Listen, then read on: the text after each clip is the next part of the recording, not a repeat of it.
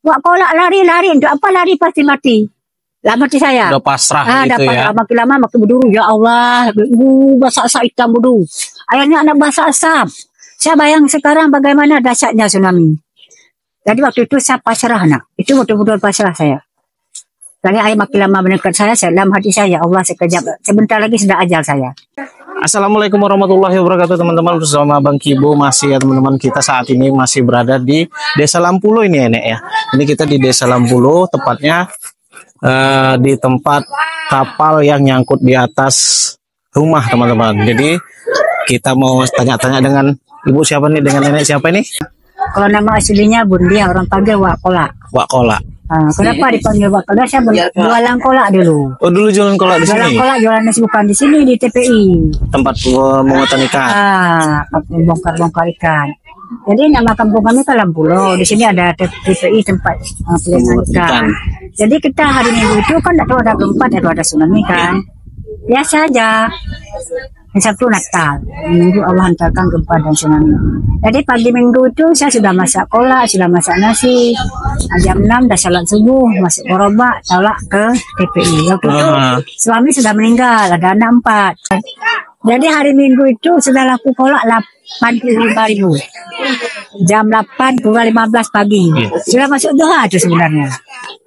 Waktu itu anak ini bilang, masa sebaya kamu ada saya makan kolak, saya makan nasi.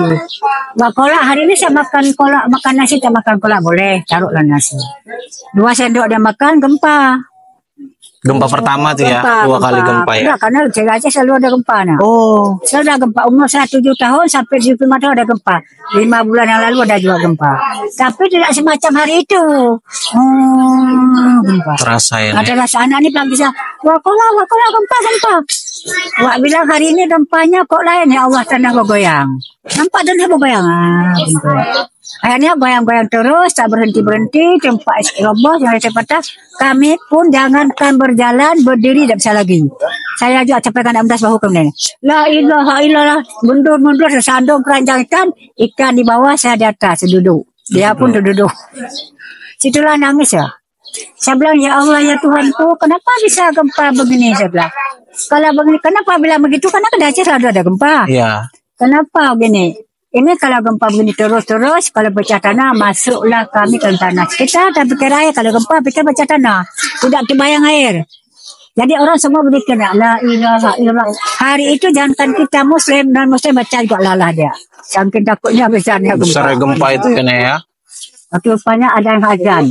Waktu saya dengar azan, Allahu Akbar, Allahu Akbar. Saya tanya lagi dengan Allah, ya Allah ya Tuhanku, yang azan ada, yang zikir ada, kenapa gempa tak berhenti? Apa ini kiamat? Kalau bukan kiamat, apa doa saya baca hari ini berhenti gempa? Saya ada ilham nak, kamu baca Al-Fatihah. Atau ada doanya, saya baca bang. Asal saya baca iya karena abu dua iya karena nasta'in, kepadamu penyembah ya Allah. Kepadamu saya minta berhentikan gempa. Lama tu nak, sampai 8 menit lebih. Tak berhenti-berhenti gini.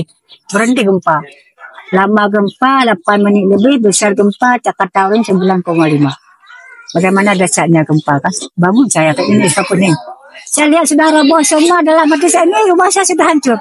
Balik saya ke rumah. Kenapa? Antara gempa dengan tsunami ada jeda 25 menit. Iya. Ada waktu lagi. Saya kira kita bisa lari kan? Ambil kunci rumah, bawa badan aja. Selamat. Tapi tidak ada yang tahu kasih lo naik. Pulang saya ke rumah saya di depan. Yang punya rumah ini orang kaya nih. Kepala Pertamina. Istrinya guru. Tapi waktu itu suaminya di Medan. Anak dia, anak saya, cucu semua di jalan. Karena kami kalau gempa keluar rumah biarpun tengah malam. Abah saya pulang dipanggil. Pak kolak, ya Bes sudah pulang. Bagaimana kolaknya? Bes, kolaknya berhamburan. Saya bilang. Masuk rumah, lihat mak papa keluar lagi duduk. Baru sebentar duduk, bunyilah ledakan kayak bunyi bom. Bam, itu. Kata tetangga saya. Wah, orang tentara kerjanya perang saja. Karena Aceh kan bagat. Iya. Masih konflik ya pada saat itu. Besar-besaran dulu. Rumah sekolah dibakar. Iya. Rumah pemecahan dibakar, tower dipotong. Maka listrik kami kan dari Medan tuh. Oh. Makanya ada kapal LTD itu dari Medan. LTD Apung tuh. Itu di Kalimantan buat tuh nak. Bapak Abang Gubernur. Sampai akhirnya itu pun nyangkut juga ya. Akhirnya dibawa gelombang laut lagi ke darat. Jadi saya bilang tiap hari bunyi bom. Kenapa punya bom? Bukan bercuak, berhabis sampah besar. Tak katanya lagi. Lepas itu dah sepi, hening, senyap. Senyapnya jangankan daun kayu satu dua kau tak bergoyang lagi. Lain kali sepinya. Beda Bagi dia Wak, ini. Beda. Bagi Wak ini kayak ada kesedihan mendalam. Saya bilang punya rumah. Selepas bunyi bom kenapa sepi, senyap. Tak tahu kata dia. Oh kalau begitu awak nak jalan lagi. Balik ke tepi lagi. Dan percaya bukan arah Mami jualan. Tak tahu ada orang datang juga. Sampai ke sana. Air dalam timbal cuci piring saya sudah habis tumpah. Ada kakek Edin selalu cuci piring saya. Ambil air ke sungai. Kita mau cuci piring ni. Kenapa mau pulang? Kenapa pulang? Tak enak lagi perasaan. Sedih sekali saya bilang. Kan? Si kakek bungkuk-bungkuk pergi ke sungai. Nenek nunduk. Wak nunduk. Nunduk putih piring. Yang pecah musabang ke sungai. Yang bagus masuk gerobak. Kan tolak gerobak tu. Rupanya pulang nak buat laut masuk kuala. Waktu buat pulang. Buat di depan, air di belakang. Jadi Wak nampak air di depan mata. Asli nampak air Nampak bah tu. air bah tu datang. Orang ni panggil. Iyalah bahasa Aceh. Air laut naik. Kita nak bukan lari nak tengok dulu mana airnya. Kadang nggak kelihatan gitu. Baru nampak di depan mata terkejut. Masya Allah, mati londornya, mati sehari ini. Karena airnya 2 gelombang besar. Gelombang pertama berjalan antara sungai rata-rata. Di belakangnya bergulung nak begini. Itu sungai kami pakai tanggul kiri kanan kuala kan. Tanamnya pokok cemara. Pokok cemara itu nampak ujung lagi tempat saya berdiri masih kering. Situlah orang jarang waktu itu saya ada gamang saya gini aja. Wak kau lari-lari untuk apa lari pasti mati. Lah mati saya. Udah pasrah gitu dapat, ya. Makin lama makin berduru. Ya Allah. Basah asap hitam berduru. Airnya nak basah asap. Saya bayang sekarang bagaimana dahsyatnya tsunami. Jadi waktu itu saya pasrah nak. Itu betul-betul pasrah saya. Kali air makin lama mendekat saya dalam hati saya. Ya Allah sekejap. Sebentar lagi sudah ajal saya. Saya angkat tangan 20 tahun masih terbayang dalam kebetulan saya sampai sekarang. Saya bilang ya Allah ya Tuhanku. Saya tak sanggup lari. Berenang pun saya tak bisa ya Allah. Kalau hari ini saya ajal. Saya minta dalam kalimah la ilaha illallah. Saya minta saya darah dada saya. Siap mati saya. La ilaha illallah. Saya berzikir. La ilaha illallah. Saya berupanya Allah panggil saya. Kamu lari pulang naik ke lantai 2 Ibu Abbasiyah ni. Pada saya jualan ada lantai 2. 5 langkah saya berdiri ada lantai 2. Kenapa harus ke sini? Kamu lari pulang. Saya tetap berzikir. Lari pulang naik ke lantai 2 Ibu Abbasiyah. Ajak yang punya rumah. Ajak anak-anak ke atas semua katanya. Berulang-ulang dipanggil. Saya tetap berzikir. Di pukul. Di bahu. Maaf ya. Waktu saya balik orang tak ada. Ya Allah ya Tuhan. Orang pada lari semua. Kenapa tak lari? Baliklah arah lari. Saya di depan belakang. Bagaimana dengar doa belakang. Nak kayak kiamat. Kayak kiamat. Ditabrak dalam. Tak perlu lagi orang nak. Baru kiamat kecil. Belum kiamat besar. Anak-anak sebesar ini. Anak laki ini. Di situ. Dia, waktu lah gempa. Ada keluar mancur di belakang. Keluar sangat besar. Jadi anak lorong 3 ramai anak-anak. Yuk kita lihat bancur. Kan ada 20 menit tu. Di situlah anak kelang kabut bagi mamaknya. Waktu rampai laut. Udah gelap semua. Waktu itu saya waktu itu kan terlari terus. Sampai di pintu gerbang. Karena TP kami bagar beton 2 pintu. Satu besar, satu kecil. Di situ telah sumbat orang. Dan bagi saya, ya Allah kenapa bisa begini semua ya Allah. Bagaimana ya Allah saya lepas dalam keramaian itu. Akhirnya saya lepas dari situ. Saya dengar lagi dorongan air dihantam oleh nelayan. Banyak. Besar kuat banyaknya. Dalam hati saya, ya Allah ya Tuhanku sampai ke mana belakang. Apa katanya sama saya lagi? Kamu lelak ke belakang, nanti kamu tak sanggup lari. Kayak dia orang melekat nak. Lari terus kamu. Masuklah lorong ni ya. Lorong Tanjung namanya. Lorong Tanjung. Panggil yang punya rumah. Saya peragakan Abbasiyah, ni kelantar anak-anak kata semua best, cepat kata semua best. Saya panggil. Sama pemilik rumah. Abbasiyah namanya. Cepat best, anak kata semua best, semua kata hello naik. Orang bilang, wak kolak sudah gila ya, katanya. Orang tak percaya lo naik. Kenapa mana mungkin ada ke darat? Tidak mungkin bagi manusia, mungkin bagi Allah kan. Kalau Allah berkehendak apa saja. Ada yang bilang di sini aja baca-baca Yasin. Saya tak peduli masuk terus, masuk di pintu, dia mau langkah lantai 2 tu. Wah, masuk air sepinggang saya. Udah sepinggang. Disitulah nak menjerit saya. Saya menjerit, Masya Allah, sudah masuk air. Saya bilang, saya lihat anak Abbasiyah tu lagi ambil barang.